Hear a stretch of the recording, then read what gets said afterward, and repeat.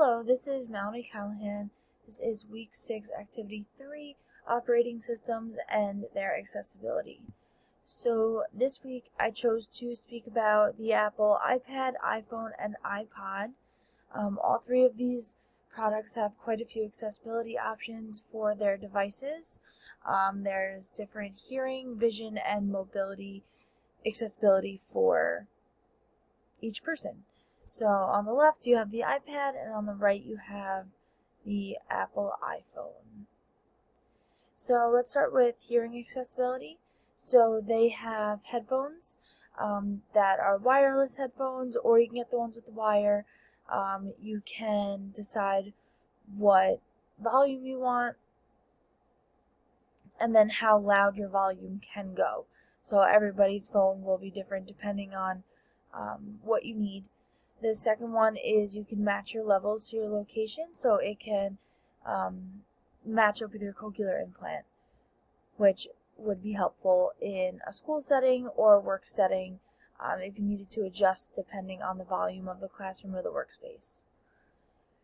They have sensory alerts, such as notifications. If you get a text message or a notification, it can flash for you on the back. In case you can't hear it, you can have the flash on, or it'll vibrate if it's in your pocket. The other one is FaceTime and sign language. The camera's right in the front. As you turn your Apple iPhone, it's right there. You're able to communicate through FaceTime as well as video chatting on any other applications, and you can use sign language. The next one is larger text.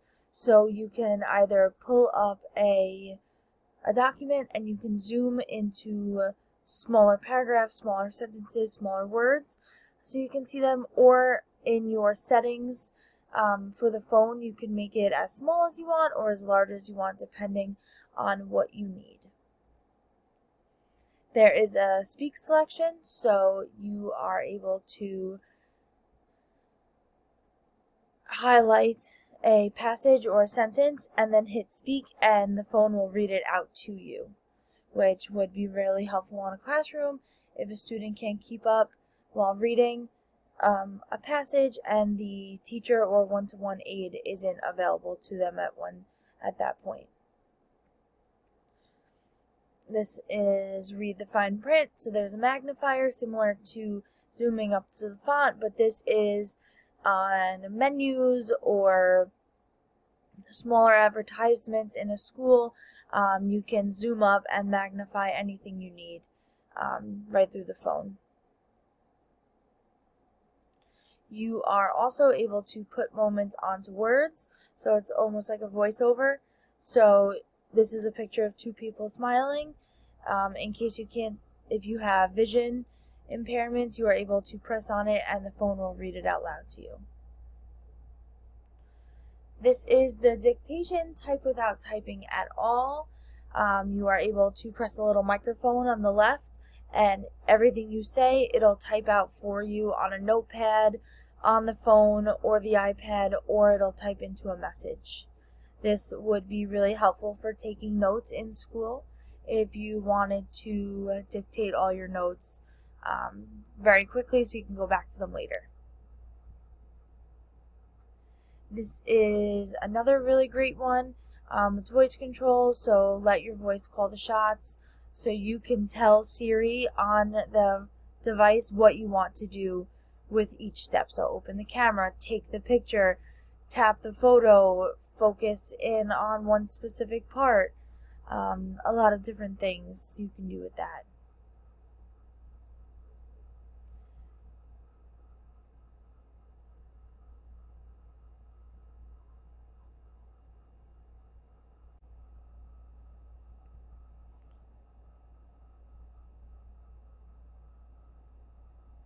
So the next accessibility option is the spoken content. So you can turn an assigned reading into easy listening. So you just have to copy it and press the little sound bar and it'll read it out loud to you, which would be beneficial in a classroom if we were reading a chapter book or a short passage and a student needed it to be read to them if their teacher wasn't available to them to do a one-to-one.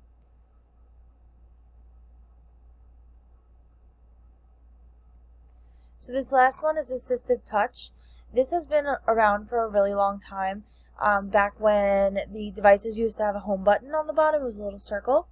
If that was to break, there was an assistive touch button that would screenshot things for you, read things out loud, change the page. You had really open accessibility to everything on your phone without the home button. So this would be really beneficial to someone who needed that guidance through the phone. Turn a pinch into a swipe. So if you needed... Yes, so we are turning a pinch into a swipe and everything is at your fingertips. So overall, I think that the Apple iPhone products, iPad products have a lot of options within their devices to help any student or adult through their process throughout the day. There is also guided access on all of these devices, so you are able to use one device, such as an iPad, for assistive technology like a communication device, and an adult has a code, and I can triple click on the button at the bottom, and I have to put in the code, and I can put a time limit on the iPad for how long I want it to stay on that screen, which I think is a great accessibility option as well. Thank you for listening.